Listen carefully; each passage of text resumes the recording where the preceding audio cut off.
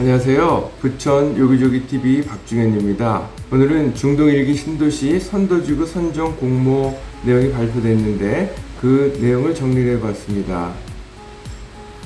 2024년 6월 25일 부천시장이 발표한 내용을 보면 중동 1기 신도시 노후계획도시 정비 선도지구 선정 공모 공고로 공모 개요를 보면 공모명은 중동 1기 신도시 노후계획도시 정비 선도지구 선정 공모고 접수 기간은 2024년 9월 23일부터 9월 27일까지, 공모 절차는 6월 25일날 공모 발표를 해서 9월 27일까지 신청서를 접수받고 10월 말까지 평가 및 심사를 하며 국토부와 협의를 해서 11월 말에 선도지구 선정을 발표할 예정입니다.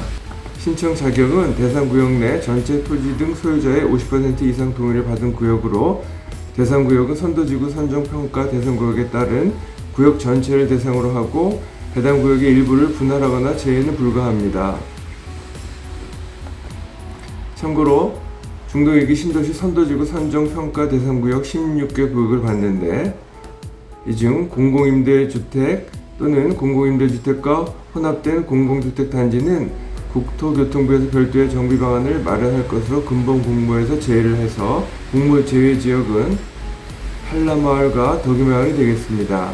신청자는 대상구역 토지 등 소유자 중 선도지구 공모신청 대표자로, 선임 방법은 공고일 이후 첨부된 공모신청 동의서에 선도지구 공모신청 대표자 선임에 대해 구역 내 전체 토지 등 소유자의 50% 이상 동의로 선임을 하고, 신청 기간은 9월 23일부터 9월 24일까지, 접수처는 부천시청 주거 정비과가 되겠습니다. 참고로 1기 신도시 선도지구 선정평가 기준표를 국토교통부와 중동을 비교해봤습니다.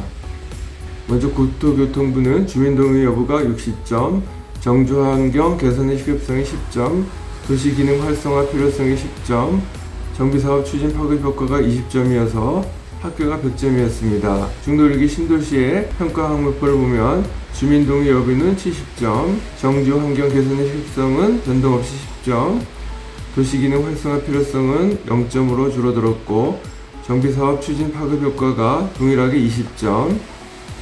따라서 중도 1기 신도시의 경우 주민 동의율 배점을 높였음을 알 수가 있습니다.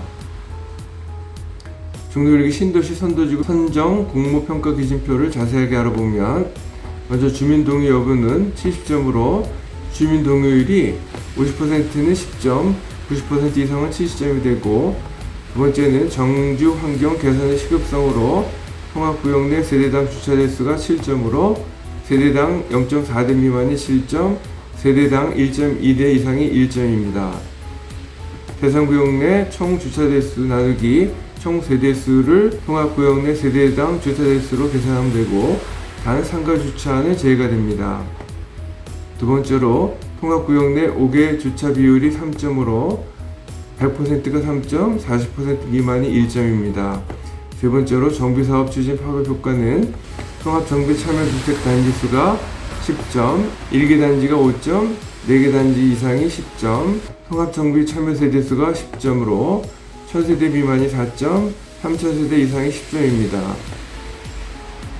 선정 물량은 기준 4000호로 플러스 2000호까지 증가를 할 수가 있습니다.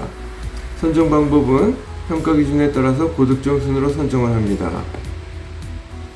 유의사항은 본 공모는 선도지구 선정에 관한 공모이므로 노후계획도시정비법 제18조에 따른 노후계획도시정비 선도지구의 지정을 위한 공고는 아니며, 향후 선도지구 지정은 중동 1기 신도시 정비 기본계획 승인 이후 지정권자, 즉 부천시장이 주민공람 국토부 장관 협의 및 지방노후계획도시 정비위원회의 심의를 거쳐서 지정됨을 알려드리고, 선도지구로 선정된 후 주민반대가 심한 구역에 대해서는 해당 지방자치단체에서 충분한 주민의견 수렴 및 선정위원회 자문 등을 통해 선도지구 선정 제외를 검토할 수 있습니다.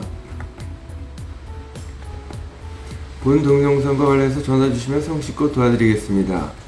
지금까지 내용이 도움이 되셨다면 좋아요와 구독을 꾹 눌러주세요. 감사합니다.